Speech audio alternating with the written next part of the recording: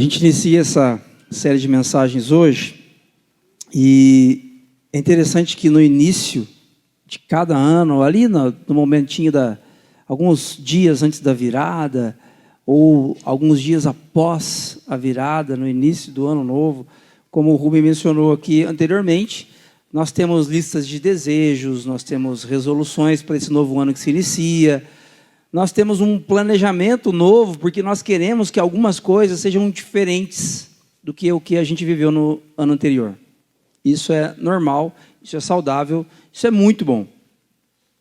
A primeira coisa que você desejou para 2025, provavelmente, tenha sido ganhar na Mega Sena. É ou não é? Mas se você está aqui hoje, talvez você não tenha ganhado. Eu não digo que você não voltaria, mas eu acho que você demoraria um mesinho aí, né, Pedro? Pelo menos. Na melhor das situações.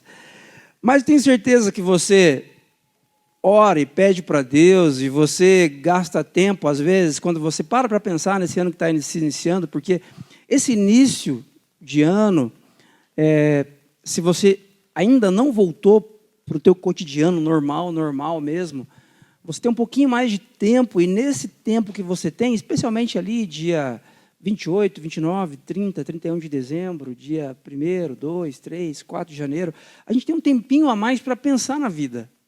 E de repente, poxa, nesse ano eu quero fazer, nessa área que eu quero fazer diferente. Aí talvez você gostaria que neste ano você cuidasse mais da sua saúde. É muito comum a gente pensar nisso nessa fase do ano. Esse ano eu quero caprichar na minha alimentação. Eu quero voltar a fazer exercício físico. Neste ano eu vou entrar na academia. Quem nunca? Não, nesse ano eu vou fazer isso. Eu vou até pagar antecipado. Não caia nessa.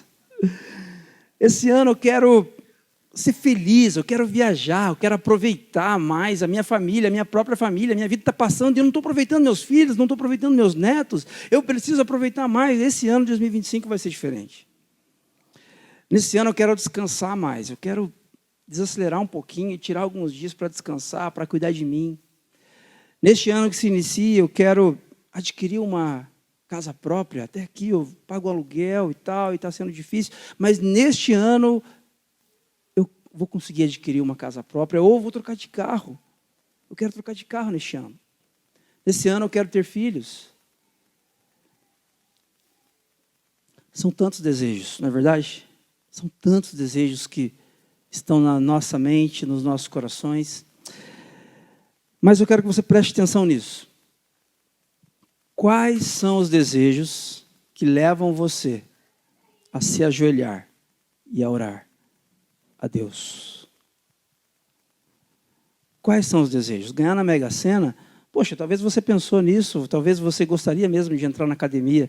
Aí você está até cotando as academias perto da sua casa para você fazer a sua inscrição lá. É importante, faça isso, cuide da sua saúde. Mas provavelmente este não seja um desejo que faz com que você ajoelhe e ore.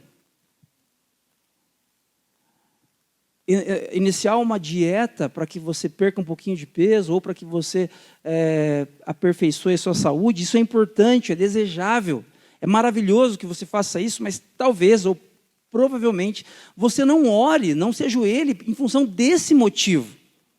Eu pergunto para você nessa manhã, quais são os desejos que levam você a se ajoelhar e a orar a Deus? Em nossa casa, a gente compartilhou aqui com a comunidade há algum tempo, a Débora está lutando contra um linfoma. E é interessante porque neste período, ela fez na última quinta sua terceira aplicação da químio. E neste período nós temos redescoberto a oração. Redescoberta a oração. Porque é claro que nós oramos em família, individualmente, nós temos momentos de oração em nossa casa, mas neste momento tão difícil, com um motivo tão real, tão palpável e tão sério, nós temos redescoberto esse ajoelhar-se e orar a Deus. Esse motivo me faz me ajoelhar e orar. Me faz, Deus, por favor, cura minha esposa. Deus, por favor, faz com que esse tratamento seja exitoso e com que ela tenha as menores reações possíveis, dentro daquilo que é possível. Deus, cuida dos meus filhos nesse processo. Deus, cuida de mim, cuida da igreja neste caminho, neste processo. É uma oração real que eu tenho feito. Essa é a minha história neste momento. Qual é a sua? Quais são os desejos que são tão sérios, são tão caros para você, são tão importantes, que são capazes de fazer com que você se ajoelhe e ore a Deus? É sobre essas preces que eu quero conversar com você ao longo dessa série de mensagens. Porque orar para ter um ano abençoado, para ter saúde, prosperidade, dinheiro no bolso, isso aí a gente ora mesmo. A gente pede, a gente deseja, a gente pensa, mas orar mesmo, rendido diante de Deus, o que faz com que você ore nesse sentido? Novas preces para novos dias. Quero convidar você a deixar de lado um pouquinho essas preces que a gente faz, que são protocolares. Deus, obrigado por esse almoço. Deus, obrigado pelo alimento. Deus, abençoe meu dia. Deus, obrigado por esse dia. Deus, abençoe fulano. Deus, sabe aquela oração que você faz assim no automático? Não é dessa oração que a gente está falando. Nós vamos falar ao longo dessa série sobre preces para novos dias, de relacionamento íntegro, verdadeiro com Deus e uns com os outros. Para isso, quais são os desejos que levam você a se ajoelhar e a orar a Deus? Alguns desejos nos fazem caminhar nessa direção, e o teólogo A.W. Tozer, olha o que ele diz a respeito da oração. A oração, em sua forma mais elevada, não é pedir, mas sim entregar a nossa vontade à vontade de Deus. Gente, se nós pudéssemos fazer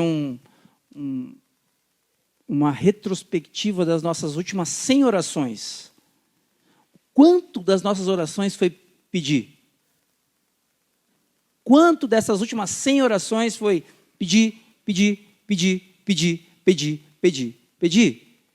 E é errado pedir para Deus? Não, é certíssimo. Mas essa é a primeira camada da cebola. Quando você começa a descascar essa cebola, você vai percebendo que existem outras camadas, e existem camadas mais profundas, que não tem a ver com pedir, tem a ver com entregar. Tem a ver com entregar. Quando eu me ajoelho diante de Deus e oro por minha esposa, mais do que pedir, não tenham dúvidas, eu estou entregando. Quando você se ajoelha e ora por seus filhos que estão saindo de casa para ir para a faculdade, ou por seus filhos que estão para chegar, ou por seus filhos que estão doentes, quando vocês se ajoelham e pedem a Deus para o bem deles, não é pedir, não é sobre pedir, é sobre entregar a Deus. É sobre render-se ao governo de Deus. A oração em sua forma mais elevada, em sua forma mais profunda, não é sobre pedir, mas sim entregar a nossa vontade à vontade de Deus.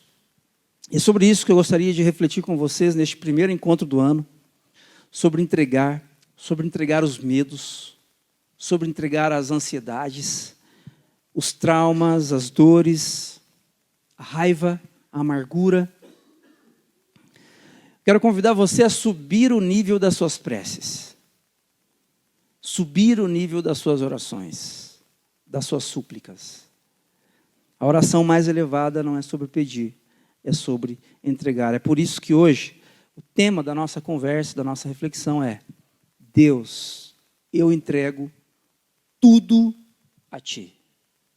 Deus, eu entrego tudo a Ti. E, gente, não é fácil. Tá? Isso aqui, legal, deve ser fácil fazer isso. Não é para ninguém. Se você está nos visitando aqui nessa manhã e você olha para isso aqui, talvez eu até pensei em colocar isso, mas depois por outros motivos eu não fiz. Talvez uma maneira legal de você ler isso aqui é: Deus, eu quero entregar tudo a Ti. Mas na maioria das vezes eu não consigo. mas eu gostaria que essa fosse a nossa oração. Deus, eu entrego tudo a Ti. Tudo a Ti. Entregar tudo a Deus não é tarefa fácil, mas é missão nossa. Deus, Ele nos ama.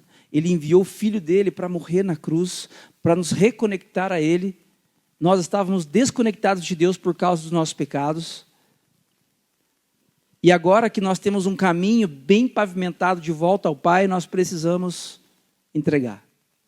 Eu e você precisamos entregar tudo a Deus. E essa é uma excelente prece a ser feita.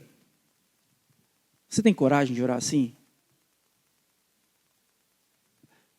Você tem coragem de falar assim: Deus, eu não sei muito bem como isso vai funcionar, mas eu entrego 100% do controle da minha vida nas suas mãos. Todas as áreas. Não é 80%, 85% das áreas, mas deixa essa partezinha aqui que eu cuido. Porque eu não quero me desvencilhar do controle disso aqui. Não. De todas as áreas. Você tem coragem de orar assim? Você tem coragem de orar sinceramente nessa oração? Nessa direção? A sabedoria bíblica nos fala a respeito de algumas orações. Orações perigosas. Orações complexas. Orações difíceis de serem feitas. E hoje eu gostaria de ver uma oração, compartilhar uma oração aqui com vocês, uma história, que fala de uma serva de Deus, de uma mulher, que nos lembra que orar é mais do que pedir. Orar é entregar. Olha só. Se você puder, acompanhe comigo aqui no primeiro livro de Samuel, a partir do capítulo 1. Você pode abrir sua Bíblia ou acessar no seu smartphone a sua Bíblia com sua versão de preferência. Primeiro livro de Samuel, capítulo 1, a partir do verso 1. Quero contar os primeiros versículos aqui a título de contextualização. A palavra de Deus diz o seguinte: havia certo homem de Ramataim, Zufita, dos montes de Efraim, chamado Eucana, filho de Jeroão, neto de Eliú e bisneto de Tou, filho do Efraimita Zufi. Ele tinha duas mulheres, uma se chamava Ana e a outra Penina. Penina tinha 2 filhos. Ana, porém, não tinha. Todos os anos, esse homem subia da sua cidade a Siló para adorar e sacrificar ao Senhor dos exércitos. Lá, Ofni e Finéias, os 2 filhos de Eli, eram sacerdotes do Senhor. No dia em que Eucana oferecia sacrifícios, dava porções à sua mulher Penina e a todos os filhos e filhas dela. A Ana, porém, dava uma porção dupla, porque a amava, mas o Senhor a deixara estéril. Penina, a sua rival, a provocava continuamente a fim de irritá-la, porque o Senhor a tinha deixado estéril. Isso acontecia ano após ano. Gente, dá uma pausa aqui. Olha só o que o texto está contando para a gente. Uma mulher estéril, hoje, no nosso tempo, é algo anormal. É algo que nos deixa tristes. E é algo que faz parte, a gente consegue contornar. E a gente entende que essa pessoa vai ter alguma dificuldade ou vai ter uma subida emocional para gerir isso. Mas nesse tempo aqui, uma mulher estéril, essa informação diz respeito, e as pessoas entendiam na época, como se a pessoa portasse a própria morte em seu ventre. Ela era incapaz de gerar vida, e eles entendiam que essa pessoa ela era amaldiçoada por Deus. Mas não apenas Ana tem que lidar com isso, Penina, sua rival, a provoca continuamente a fim de irritá-la, porque o Senhor a tinha deixado estéril. Isso acontecia ano após ano, ano após ano. Então, Entendam aqui o contexto de profundo sofrimento no qual Ana estava submetida. Sempre que Ana subia à casa do Senhor, a sua rival a provocava e ela chorava e não comia. Você já chorou, já sofreu a ponto de perder a fome? É isso que o texto está falando. Muito sofrimento, muito choro. Ela não tinha nem vontade de comer. Então Eucana, o seu marido, lhe perguntava: Ana, por que você está chorando? Por que você não come? Por que está triste o seu coração? Será que eu não sou melhor para você do que 10 filhos? Eu queria ter essa confiança de Eucana. Cara confiante, né? Poxa, olha para mim, eu estou aqui. Ele é folgado. Gente, o sofrimento de Ana é muito grande. Eucana, seu marido, percebe o seu sofrimento. E ele: por que você está chorando? Por que você não come? Por que você não se alimenta? Porque Ana está vivenciando um contexto de profundo sofrimento. Gente, eu não sei como que vocês chegam aqui nessa manhã. Eu não sei como foi 2024 para você. Talvez 2024 seja um ano que você queira esquecer. Deixar para trás, apagar da sua história. Foi um ano muito difícil. Talvez os últimos dias trouxeram informações, fatos, questões que drenaram muito a sua energia emocional, física e até espiritual. E você chega aqui, apesar de ser 12 de janeiro, você já chega cansado. Quando que é dezembro de novo? Quando que eu vou ter férias de novo? E se você tem questões no seu coração difíceis, de angústia, de sofrimento, essa é a história de Ana. Essa é a história de Ana. Essa é uma história difícil de uma mulher serva do Senhor, serva de Deus, íntegra e que sofre. Continuamente sofre. O texto quer deixar claro para a gente que esse sofrimento não era eventual. Não era eventual, é um sofrimento contínuo. É um sofrimento que não tem interrupção. É um sofrimento do qual ela não tem qualquer tipo de descanso. Ela sofre, sofre e sofre. E quando ela esquece seu sofrimento, Penina a lembra.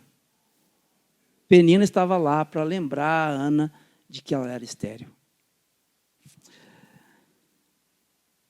E quando nós passamos por dias difíceis, irmãos e irmãs, nós somos lembrados de que algumas coisas, algumas situações nos fazem ajoelhar e orar a Deus. Algumas situações nos fazem ajoelhar e orar a Deus. A partir dessa história, nós aprendemos lições valiosas com Ana, que eu gostaria de compartilhar com você. A primeira delas: novas preces para novos dias, pensando nas orações, na angústia. Eu entrego tudo a Ti. Eu entrego minhas mágoas, eu entrego o meu passado, eu entrego meus complexos, eu entrego minhas crises emocionais, eu entrego até os meus direitos. Na angústia, no dia do sofrimento, ajoelhe-se e ore a Deus. Entregue tudo a Deus. Olha o que o texto diz para a gente. A partir do verso 15, aliás, 9. Certa vez, quando terminou de comer e beber em Siló, estando o sacerdote Eli sentado em uma cadeira junto à entrada do santuário do Senhor, Ana se levantou e com a alma amargurada chorou muito e orou ao Senhor.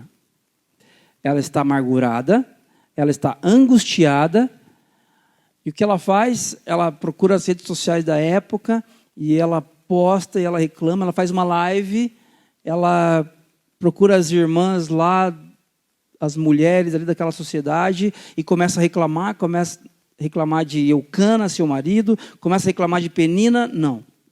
Olha o que ela faz. Com a alma amargurada, o texto não esconde, ela não está bem. Ela não está bem. Ela chorou muito e orou ao Senhor. Versículo 12. Enquanto ela continuava a orar diante do Senhor, Eli observava a sua boca, e como Ana orava silenciosamente, os lábios dela se moviam, mas não se ouvia sua voz. Então Eli pensou que estivesse embriagada e lhe disse: até quando você continuará embriagada? Abandone o vinho. O sofrimento de Ana vai ganhando mais e mais dramaticidade, porque ela é estéril, ela está sofrendo porque não consegue gerar filhos, e à medida que ela chora diante de Deus, prostrada, ajoelhada diante de Deus, não diante das pessoas, Eli, o sacerdote, acha que ela está embriagada e a repreende duramente. Até quando você continuará assim? Abandone o vinho. Ana, porém, respondeu: não se trata disso, meu senhor. Sou uma mulher muito angustiada. Não bebi vinho, nem bebida fermentada. O que eu estava fazendo? Eu estava derramando a minha alma diante do Senhor. Não tomes a tua serva por uma mulher perversa. Estou orando aqui até agora por causa da minha grande angústia e tristeza.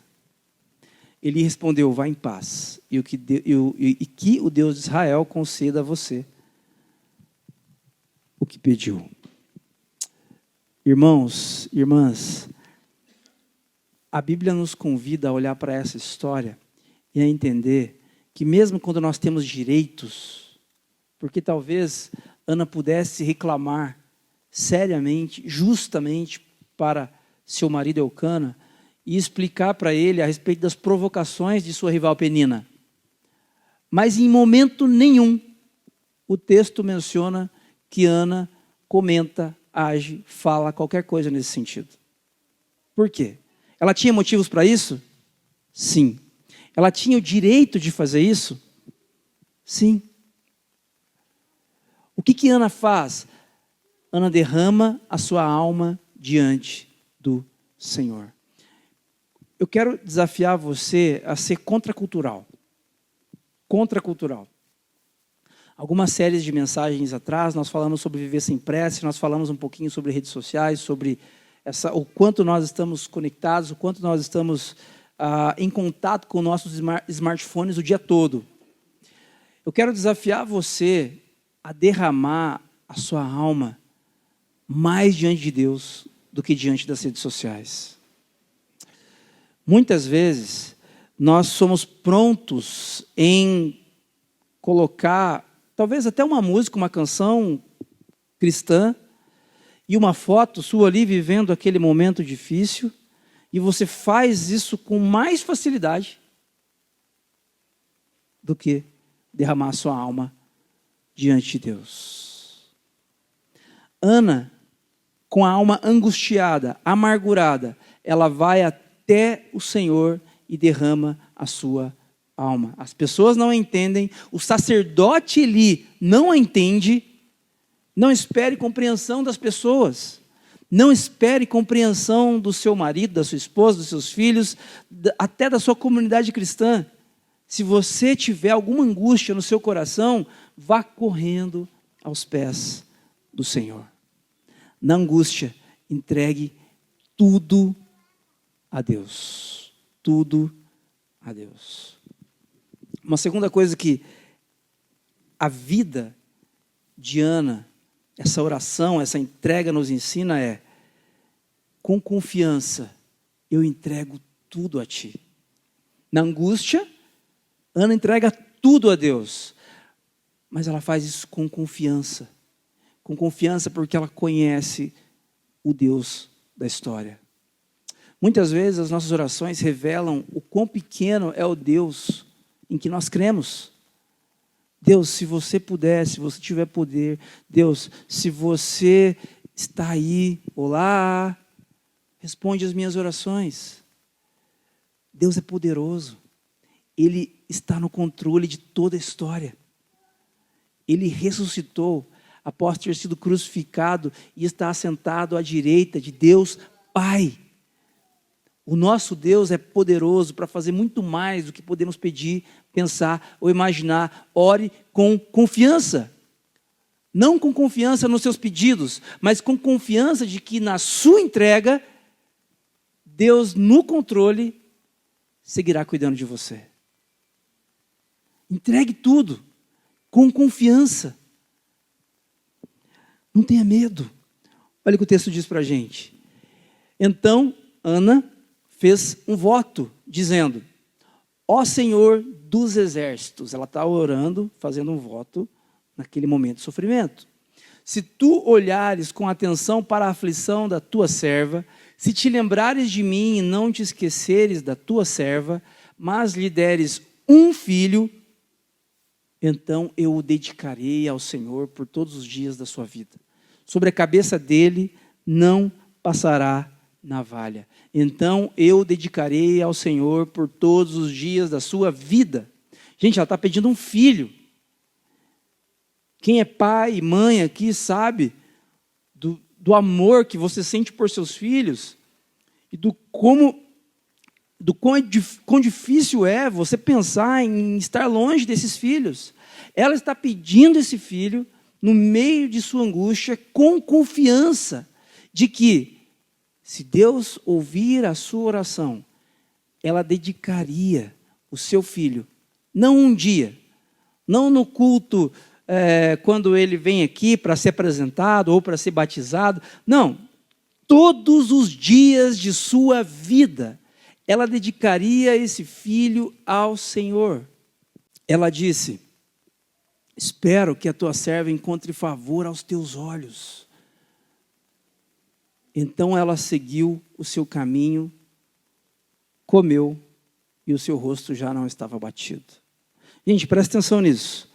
Quando nós, angustiados, entregamos tudo a Deus, quando nós, com confiança, dizemos para Deus: Deus, se o Senhor ouvir a minha oração, se o Senhor cuidar de mim, eu não me ausentarei mais da sua casa.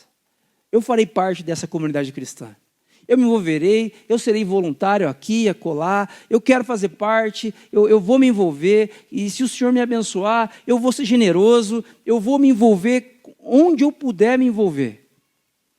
Quando nós, na angústia, entregamos tudo para Deus e com confiança projetamos nossos sonhos, é interessante que nós nos levantamos dessa oração diferentes.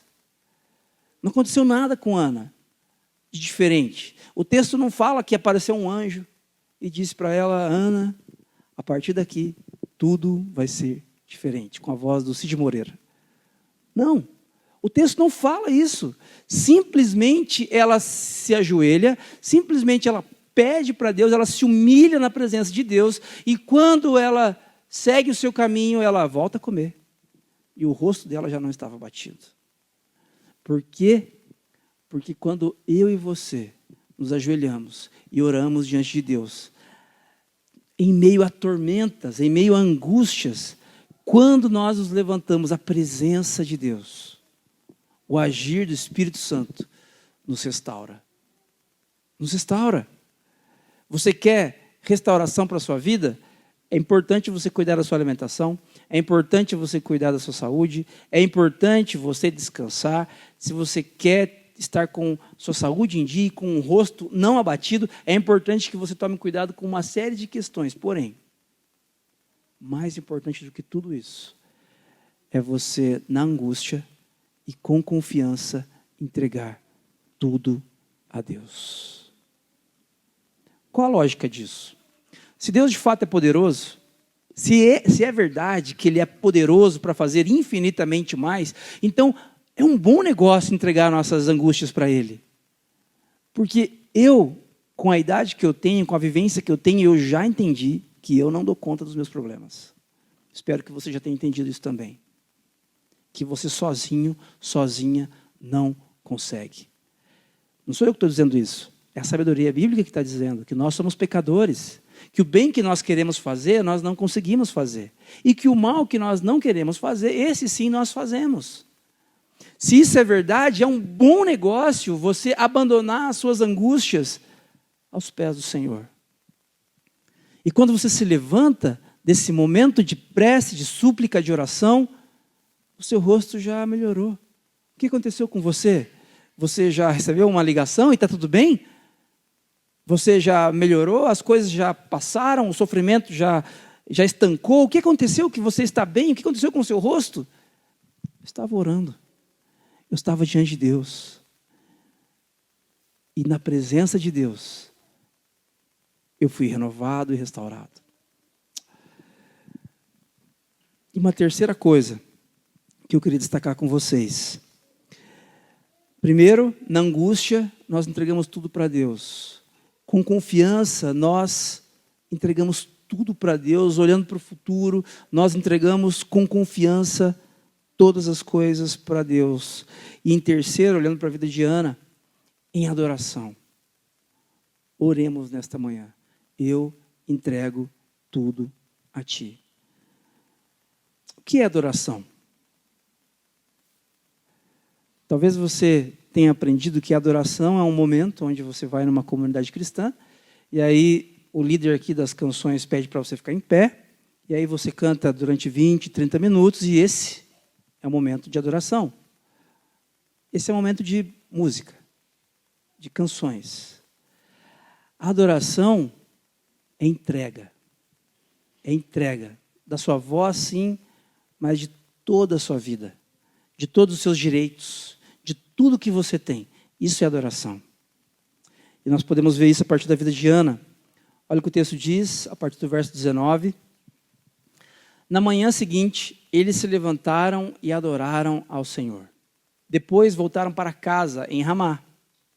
Eucana teve relações sexuais com Ana, a sua mulher. E o Senhor se lembrou dela. Assim, Ana engravidou e no devido tempo deu à luz um filho, a quem deu o nome de Samuel, dizendo, eu o pedi ao Senhor. Depois de desmamá-lo, levou o menino ainda pequeno à casa do Senhor em Siló, com um novilho de 3 anos de idade, um efa de farinha e um odre cheio de vinho. Eles sacrificaram o novilho e levaram o menino a Eli. Ela disse, tão certo como vive o meu Senhor, eu sou a mulher que esteve aqui ao teu lado orando ao Senhor. Era este menino que eu pedia e o Senhor atendeu o pedido que eu fiz. Por isso, agora eu o dedico ao Senhor por toda a sua vida, pois ele foi pedido ao Senhor. Então ali adorou ao Senhor. Depois de desmamá-lo, provavelmente os estudiosos dizem que é algo em torno de 3, 4 anos que essa criança era desmamada. Então, Ana não levou um bebê de 6 meses para deixar lá com Eli. Eli era um sacerdote. Era como se ele tivesse uma escola de profetas, como se ele tivesse um seminário. Então, o que Ana está fazendo? Ana está dizendo o seguinte, se esse menino é um milagre, se foi Deus quem me deu esse menino, de fato, então eu vou entregar esse menino aquilo que é mais próximo do que eu entendo, do que Ana entendia de que era Deus, que era o sacerdote naquele contexto, Eli. E Ana leva então o seu menino para que ele aprendesse aos pés de Eli, naquele seminário. Ana dedica ao Senhor Samuel. Preste atenção que essa dedicação, ela duraria toda a vida de Samuel. Você que é mãe, desejou muito um filho durante anos, num contexto de profundo e duro sofrimento, como é o contexto de Ana. Quando esse filho vem, Samuel, lindo, perfeito, uma criança maravilhosa, linda, o que Ana faz? Em adoração, Ana entrega Samuel ao Senhor. Eu não estou pedindo para você levar seu filho para lugar nenhum, tá? Fique em paz, está tudo bem. Pode ficar com ele na sua casa. Mas essa história me lembra de uma coisa, que é, aquilo que nós pedimos para Deus, gente, não é para nós. Eu conheço histórias de pessoas que oraram para Deus pedindo uma promoção profissional. E quando receberam essa promoção, ou quando foram aprovadas num concurso público, específico, ou quando melhoraram de vida, financeiramente falando, essas pessoas simplesmente se esqueceram de Deus, das suas comunidades, da qual faziam parte. Por quê? Porque aquele desejo que elas tinham consumiu o coração, inclusive a fé delas.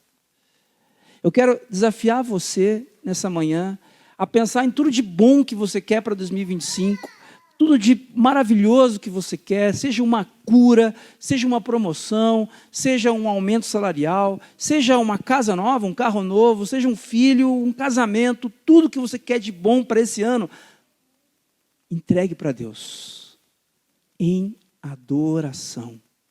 Por quê? Então ali adorou ao Senhor. O texto está querendo me dizer, dizendo a mim e a você o seguinte: a adoração acontece porque antes houve entrega. Não há adoração sem entrega. A Bíblia nos convida, o Senhor Jesus nos convida para que sejamos verdadeiros adoradores, que adorem o Pai em espírito e em verdade. O que é adoração, meu Deus?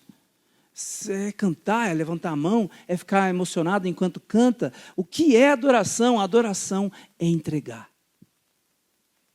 Se você quer ser um discípulo, uma discípula de Jesus no ano de 2025 e viver novos dias na sua vida familiar, profissional, em todos os âmbitos, lugares onde você está inserido, entregue.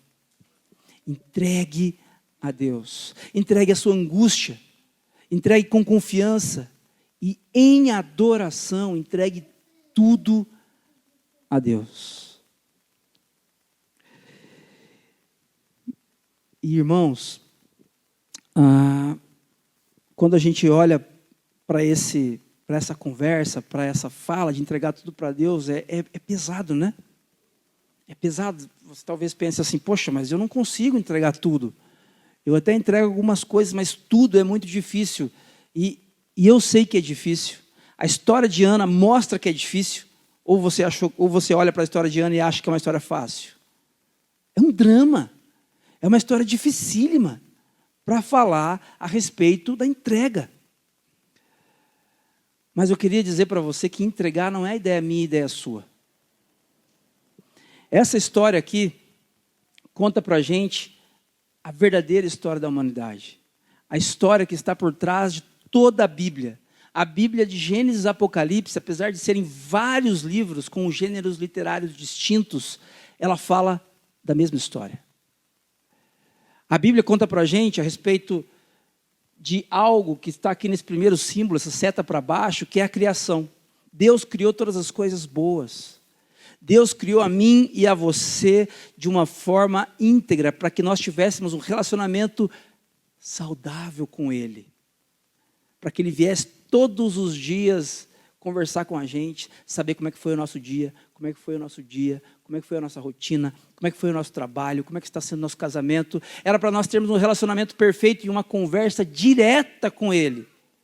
Ele nos fez assim. Porém, a Bíblia conta, e isso está expresso aqui nesse segundo símbolo, esse X, a Bíblia nos conta que o ser humano se desconectou de Deus. O ser humano, desde o início da humanidade, até hoje, até a minha, até a sua história, nós optamos por nos desconectarmos do Criador. E a Bíblia chama isso de pecado. E o pecado faz com que eu seja estéril. O pecado faz com que a minha esposa esteja doente. O pecado faz com que coisas na sua vida não estejam bem resolvidas. O pecado não é a ideia de Deus. O sofrimento não é a ideia de Deus. A doença, as enfermidades não são ideia de Deus. O luto não é ideia de Deus. São consequência do pecado. O que Ana estava vivendo, consequência do pecado de toda a humanidade, que traz o caos para as nossas histórias. Mas nessa grande história, a boa notícia é que Deus não nos abandona no nosso sofrimento, e essa seta virada para frente é o povo de Israel sendo escolhido a partir de Abraão, em Gênesis 12, para que desse povo surgisse alguém que nos reconectasse ao Pai. Alguém que arrumasse toda a confusão que nós fizemos. Esse alguém que para quem Israel apontou é Jesus. E aqui, gente, talvez você diga assim, que mulher sem coração entregar Samuelzinho para o sacerdote Eli? Talvez você pense, que mulher sem coração, que mãe faria isso? Que mãe entregaria seu filho? Tudo bem que era um seminário, era uma escola de profetas, e daí eu vou entregar o meu filho lá para ficar longe de mim durante tanto tempo? Jamais. Talvez, de forma muito compreensível, você pense assim, mas entregar um filho não é a ideia de Ana. Isso é a ideia de Deus. Deus enviou Jesus, o seu único filho.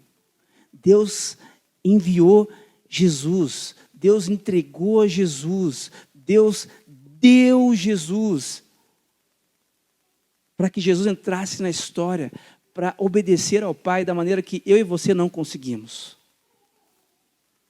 Da maneira com que eu e você não conseguimos. Ele viveu uma vida perfeita e ele foi morto, crucificado por nossos pecados. Ressuscitou 3 dias depois. O Espírito Santo foi derramado e agora começa a fase da missão da igreja, que é a fase que nós estamos. E esse Azinho, nessa seta virada para frente, representa a nossa comunidade local, o Ático. Nós estamos em missão. O que nós estamos fazendo em Curitiba em 2025? Em missão. O que nossos irmãos queridos vão fazer em Campinas a partir de algumas semanas estarão em missão. Em missão. De viver e de lembrar as pessoas de que a última palavra a respeito de nós não é mais pecado, não é mais a morte, não é mais o sofrimento, não é mais a esterilidade. A última palavra a respeito de nós é vida, é Jesus, é o Evangelho. Esse símbolo aponta para frente, é uma seta que aponta para o final da história, quando tudo se fará perfeitamente novo. Eu e você temos uma missão, a partir das nossas vidas, sermos um spoiler da eternidade.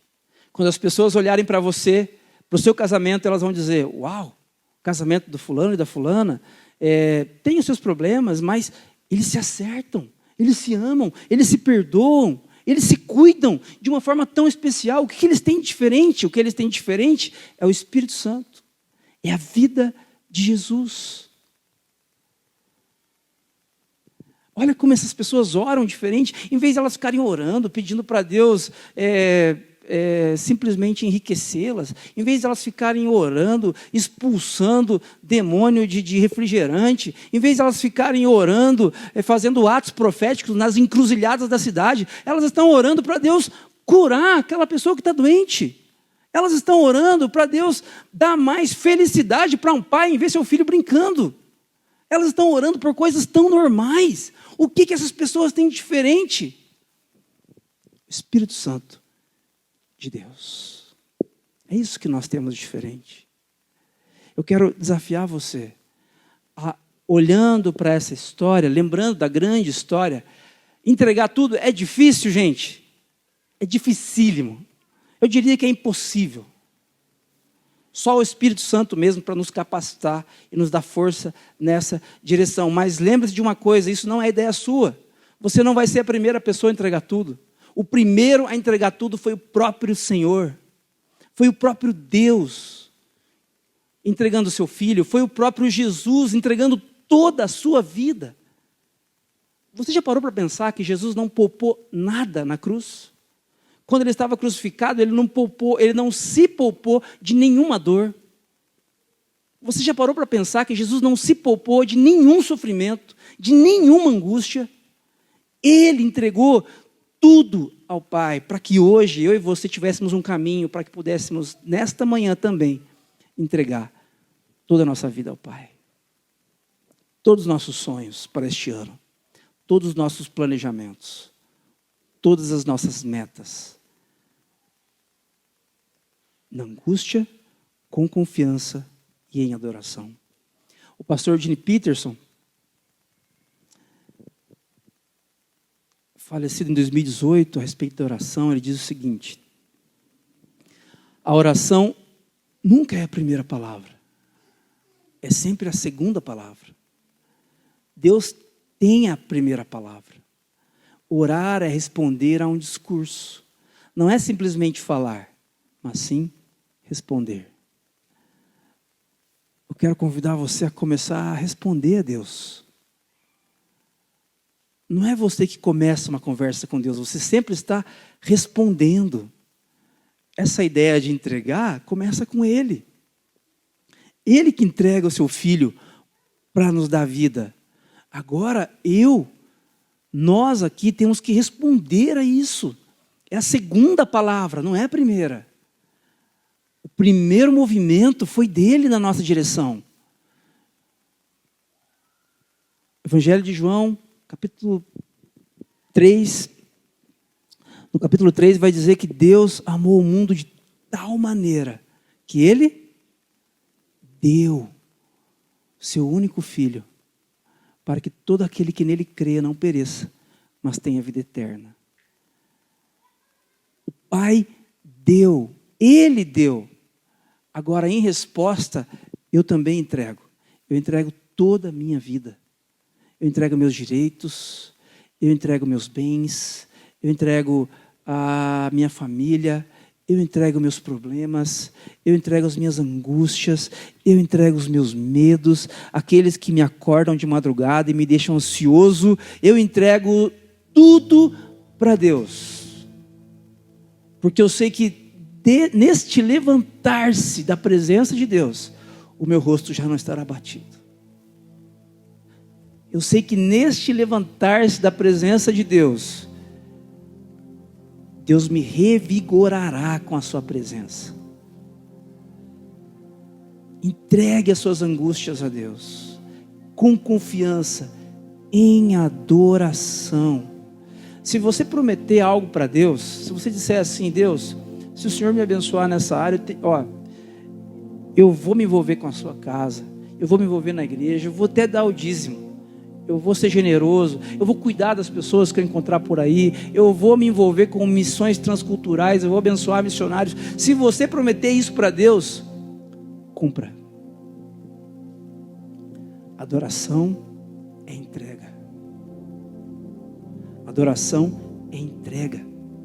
Essa mulher, ela poderia tranquilamente, todos nós iríamos entendê-la, se ela desse um passinho para trás e desistisse. Não é verdade? Que pai, que mãe não vai entender esse movimento? Mas ela, em adoração, entregou. Nesta manhã, neste ano, convido você a orar, convido você a entregar, convido você a adorar. Isso aqui poderia ser assim, um culto, um momento de adoração. O que é um momento de adoração? Músicas, canções, 1 hora aqui com as mãos levantadas? Não. Adoração é entrega.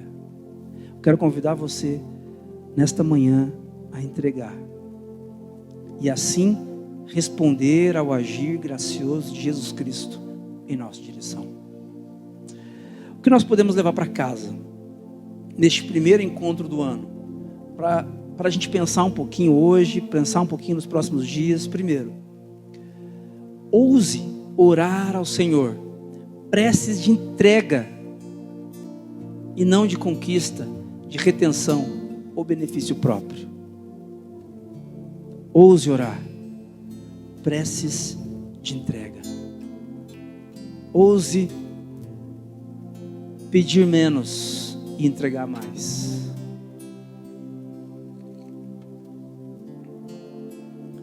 Lembre-se de que só há verdadeira adoração quando há profunda e total entrega. Se nós ficarmos cantando a Deus, dizendo que entregamos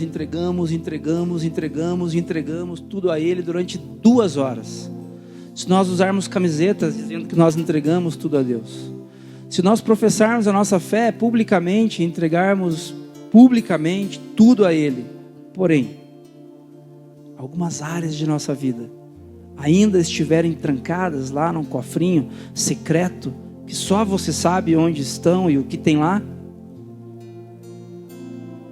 ainda não há adoração.